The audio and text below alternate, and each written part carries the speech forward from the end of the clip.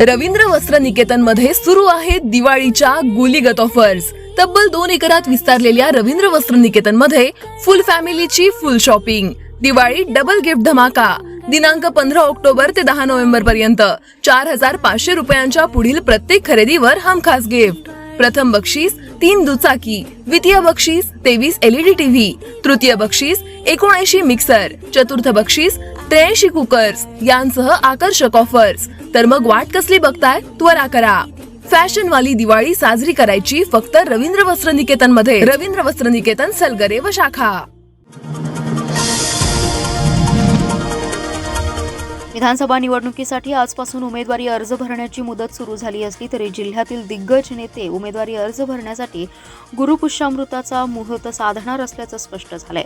शरदचंद्र पवार, राष्ट्रवादी प्रदेशाध्यक्ष जयंत पाटील, रोहित पाटील, भाजपचे सुधीर गाडगीळ आणि काँग्रेसचे विक्रमसिंग सावंत यांच्यासह अन्य काही उमेदवार गुरुवारी रोजी गुरुपुष्यामृता दिवशी शक्ती प्रदर्शनाने उमेदवारी अर्ज दाखल करणार आहेत। दरम्यान उमेदवारी अर्ज भरण्याच्या पहिल्या दिवशी 8 विधानसभा मतदारसंघांपैकी तासगाव, कवठे महांकाळमधून एक अर्ज दाखल झालाय।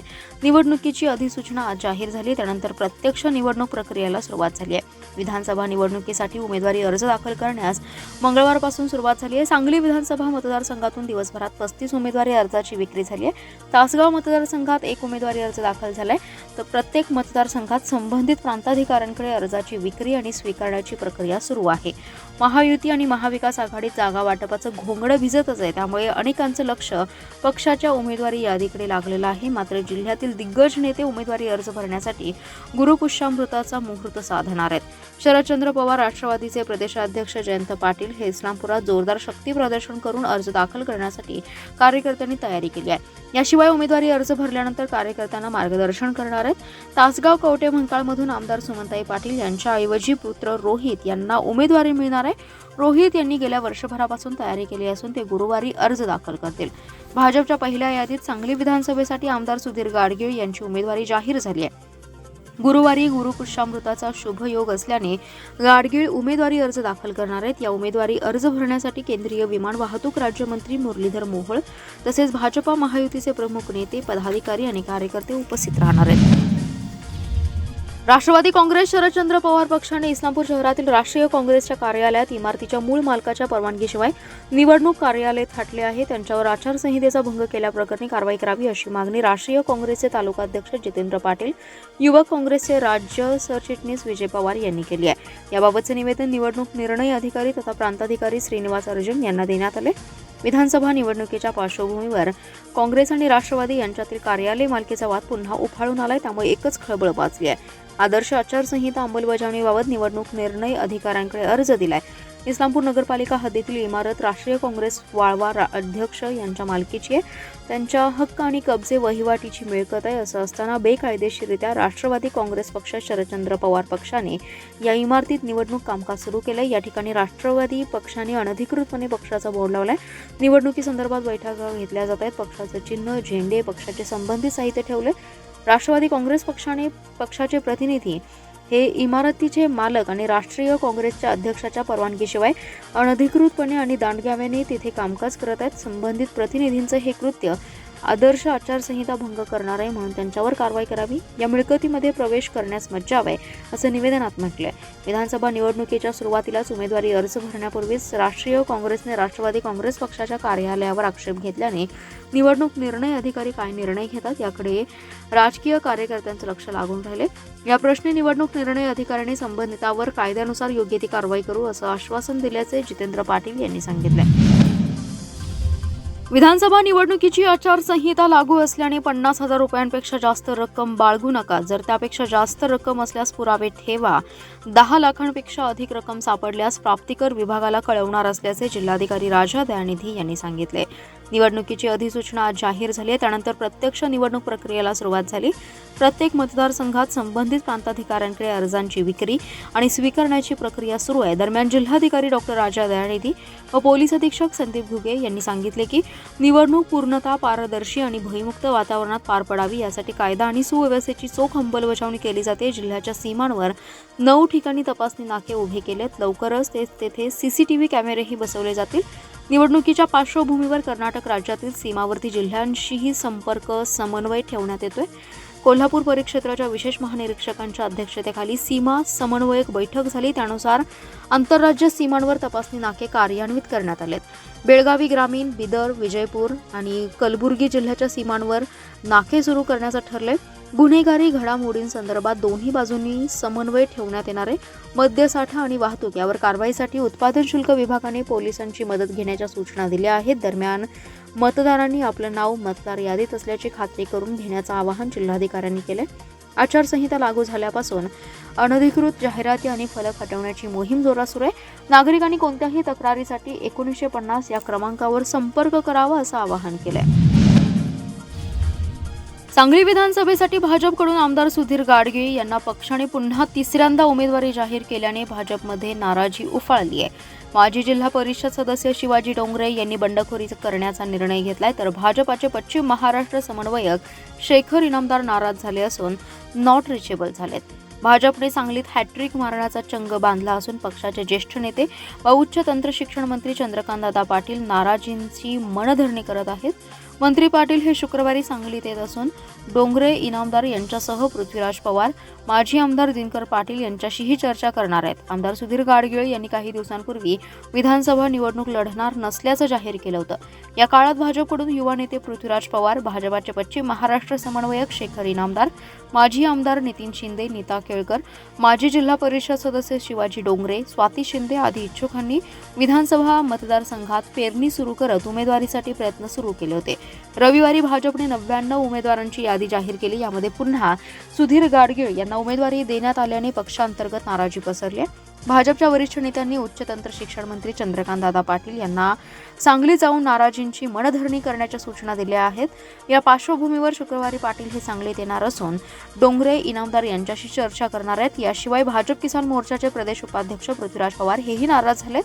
दिनकर पाटील यांनी भाजपकडे उमेदवारींची मागणी केली होती, त्यांनाही डावलण्यात आले. त्यामुळे पक्षातील नेत्यांमध्ये वाढलेली नाराजी दूर करण्यासाठी चंद्रकांतदादा पदाधिकाऱ्यांच्या भेटी घेणार आहेत.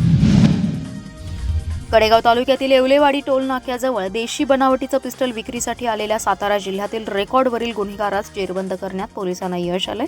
या गुन्हेगारांकडून देशी बनावटीचं पिस्टल, मॅगझिन, हॅमर आणि एक जिवंत काडतूस असा 50,400 रुपयांचा मुद्देमाल जप्त केलाय. विशाल सूर्याजी माने असं अटक करण्यात आलेल्या गुन्हेगाराचे नाव आहे. विधानसभा निवडणुकीच्या पार्श्वभूमीवर जिल्ह्यातील अवैध धंदे तसेच बेकायदेशीर शस्त्र विक्री करणाऱ्यांवर कारवाई करण्याचे आदेश पोलीस अधीक्षक संदीप घुगे यांनी दिले आहेत. त्यानुसार स्थानिक गुन्हे अन्वेषणचे कर्मचारी हनुमंत लोहार हे कडेगाव तालुक्यात पेट्रोलिंग करत असताना त्यांना माहिती मिळाली की संशयित विशाल माने हा त्याच्याजवळ देशी बनावटीचं पिस्टल घेऊन ते विक्री करण्यासाठी येवलेवाडी टोल नाक्याजवळ आलाय.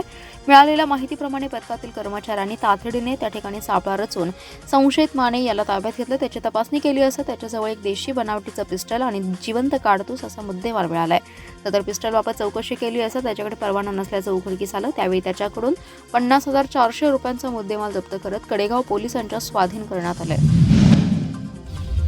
तासगाव तालुक्यात गेल्या 8 दिवसांपासून परतीचा पाऊस आणि ढगाळ हवामानाने थैमान घातले. तालुक्यातील द्राक्ष बागांवर मोठ्या प्रमाणात डावणी, करपा आणि घडकुजीचा मोठा प्रादुर्भाव झाला. यामुळे आगाप द्राक्ष बागा उद्ध्वस्त होण्याच्या मार्गावर आहेत. डावणीने शेतकऱ्यांचं मोठं आर्थिक नुकसान झालंय. मात्र तासगाव तालुक्यातील प्रशासन अजून पोंग्यातच आहे. विधानसभा निवडणुकीच्या धामधुमीत शेतकऱ्यांचं दुखणं बघायला कुणाला वेळ नाहीये. तासगाव तालुक्याचा कणा असणारा द्राक्ष बागायतदार शेतकरी मातीत जायची वेळ आली आहे. मात्र त्यांची साधी चौकशी करण्याची तसदीही कुणी घेताना दिसत नाहीये. शासनाने नुकसानीचे पंचनामे करत द्राक्ष बागायतदार शेतकऱ्यांना तातडीने नुकसान भरपाई देण्याची गरज आहे. तालुक्यात डावणीचा सर्वाधिक फटका आगाप द्राक्ष बागायतदार क्षेत्राला मोठ्या प्रमाणात बसलाय. फुलोऱ्यात असलेल्या द्राक्ष बागांच्या घडामध्ये पावसाचं पाणी साचल्याने आणि ढगाळ वातावरण यामुळे बागेतील घड कुजत आहेत. द्राक्ष बागा रोगाने घायाळ झाल्या असून पोंगा अवस्थेत आणि पहिल्या दुसऱ्या डिपिंगच्या अवस्थेत असलेल्या बागेतील पानावर आणि घडावर डावणीचा प्रादुर्भाव मोठ्या प्रमाणात दिसून येतोय. पहाटेच्या वेळी दव पडल्याने या रोगाचा प्रसार झपाट्याने होतोय. बाजारात डावणीस रोखण्यासाठी मिळणारी औषधे कुचकामी ठरत आहेत. 1,000 पासून ते 6,000 ते 7,000 रुपयांपर्यंत किलो किंवा लिटरमध्ये मिळणाऱ्या औषधांच्या दिवसातून 2 फवारण्या करूनही डावणी आटोक्यात येत नाहीये. त्यामुळे बागायतदार हवालदिल झालाय. वातावरण बदललं नाही आणि डावणी आटोक्यात आला नाही तर हंगाम तर वाया जाईल. औषधे, खते आणि मजुरांवर केलेला खर्च डोक्यावर कर्ज म्हणून राहणार आहे. या भीतीने शेतकरी हादरलेत. सांगली विधानसभा मतदारसंघातील काँग्रेस पक्षात सध्या जिल्हा मध्यवर्ती बँकेच्या उपाध्यक्षा जयश्रीताई पाटील आणि शहर जिल्हाध्यक्ष पृथ्वीराज पाटील यांच्या उमेदवारीवरून सुरू असलेला घोळ बुधवारी मुंबईत मिटण्याची शक्यता आहे. राज्यातील प्रदेश काँग्रेसचे नेते हे विश्वजित कदम आणि विशाल पाटील यांच्याशी चर्चा करणार आहेत, त्यामुळे सांगलीचा तोडगा निघण्याची शक्यता आहे. सांगली विधानसभेसाठी भाजपकडून विद्यमान आमदार सुधीर गाडगीळ यांना तिसऱ्यांदा पक्षाने उमेदवारी जाहीर केली आहे. मात्र अद्याप काँग्रेसमधील उमेदवारीचा घोळ मिटवण्यास पक्षातील नेत्यांना यश आलं नाही. सांगली विधानसभेसाठी काँग्रेसकडून जिल्हा मध्यवर्ती बँकेच्या उपाध्यक्षा जयश्रीताई पाटील व शहर जिल्हाध्यक्ष पृथ्वीराज पाटील यांच्यात जोरदार चुरस निर्माण झाली आहे. या दोघांमधील वादावर तोडगा काढण्याची जबाबदारी प्रदेश काँग्रेसकडून जिल्हा नेते विश्वजित कदम आणि विशाल पाटील यांच्यावर दिली होती. त्यानुसार दोन्ही नेत्यांनी जयश्रीताई पाटील आणि पृथ्वीराज पाटील यांच्याशी चर्चा केली. एकाला विधानसभेची उमेदवारी तर दुसऱ्याला विधान परिषदेवर संधी अशी ऑफर देत हा वाद मिटवण्याचा प्रयत्न केला, पण हा वाद मिटला नाहीये. प्रदेश काँग्रेसच्या वरिष्ठ नेत्यांनी विधानसभेच्या काही उमेदवारांची यादी तयार केली आहे. सांगलीमध्ये काँग्रेसचा वाद असल्याने पहिल्या यादीत काँग्रेसचं नाव नाहीये. जयश्रीताई पाटील आणि पृथ्वीराज पाटील यांच्यातील वाद मिटवण्यासाठी प्रदेश काँग्रेसचे नेते प्रयत्न करणार आहेत. बुधवारी या संदर्भात मीटिंग देखील होणार आहे. विश्वजित कदम आणि विशाल पाटील यांच्याशी प्रदेश नेते चर्चा करणार असून सांगलीच्या उमेदवारीचा ते घोळ संपवणार आहेत. कवटेमंकाळ तालुक्यातील शिंदेवाडी येथे विहिरीत पडून मायलेकराचा दुर्दैवी मृत्यू झाल्याची घटना सकाळी उघडकीस आली आहे. कवटेमंकाळ पोलीस ठाण्यात याबाबत नोंद झाली आहे. शोभा हरिदास सरगर आणि 2.5 वर्षाचा सिद्धांत हरिदास सरगर अशी मृत मायलेकरांची नावे आहेत. शोभा सरगर आणि सिद्धांत सरगर दोघेही यांचा सोपान बाळू सरगर यांच्या घरापासून 400 मीटर अंतरावर असलेल्या त्यांच्याच विहिरीच्या पाण्यात बुडून दुर्दैवी मृत्यू झाल्याची घटना घडली आहे. मायलेकराचा विहिरीत पडून दुर्दैवी मृत्यू झाल्याने परिसरात हळहळ व्यक्त होते. घटनास्थळी उपविभागीय पोलीस अधिकारी सुनील साळुंखे व कवटेमंकाळचे पोलीस निरीक्षक ज्योतिराम पाटील यांनी तातडीने भेट देऊन पाहणी केली. पाण्यात तरंगणारे मृतदेह बाहेर काढून पंचनामा करून शवविच्छेदनासाठी दोघांचे मृतदेह शासकीय रुग्णालयात पाठवण्यात आले. या घटनेची फिर्याद शिंदेवाडी घोरपडीचे पोलीस पाटील सागर महादेव घाडगे यांनी कवटेमंकाळ पोलीस ठाण्यात दिली आहे. प्राथमिक तपास पोलीस हवालदार श्री थोरात करत आहेत.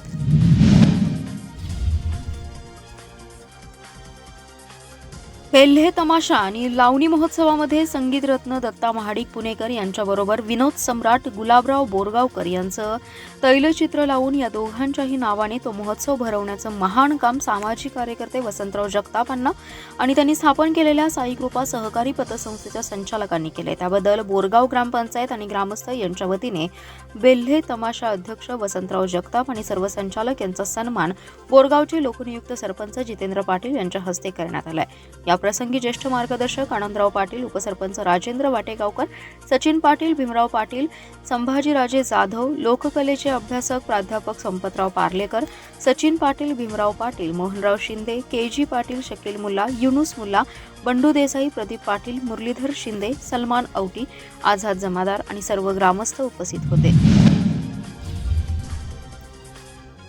संजयनगर परिसरातील मंगलमूर्ती कॉलनी येथे राहणारे कुटुंब देवदर्शनासाठी गणपतीपुळे येथे गेल्यानंतर त्यांचा बंद बंगला फोडून चोरट्यांनी घरफोडी केली आहे.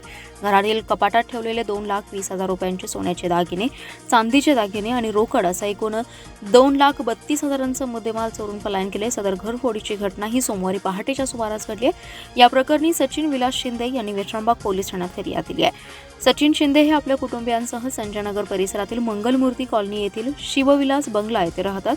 शिंदे हे कुटुंबियांसह रविवारी दुपारी 2 वाजण्याच्या सुमारास गणपतीपुळे येथे देवदर्शनासाठी गेले होते. यावेळी अज्ञात चोरट्यांनी त्यांच्या बंद बंगल्यावर पाळ ठेवून घराच्या दरवाजाचा कुलूप तोडून आत प्रवेश केला. घरातील कपाटात ठेवलेले 2,20,000 रुपये किमतीचे सोन्याचे दागिने, 5,000चे चांदीचे दागिने आणि 7,000 रुपये रोख असा एकूण 2,32,000 मुद्देमाल चोरून पलायन केले. शिंदे हे दुपारी 12 वाजण्याच्या सुमारास घरी परतले असता त्यांना घराचं कुलूप तुटल्याचं दिसलं. त्यांनी आत जाऊन पाहिले असता घरात चोरी झाली होती. घडलेल्या या घटनेनंतर सचिन शिंदे यांनी संजयनगर पोलीस ठाण्यात फिर्याद दिली आहे. त्यांच्या फिर्यादीवरून पोलिसांनी अज्ञात चोरट्यांविरोधात गुन्हा दाखल केला आहे.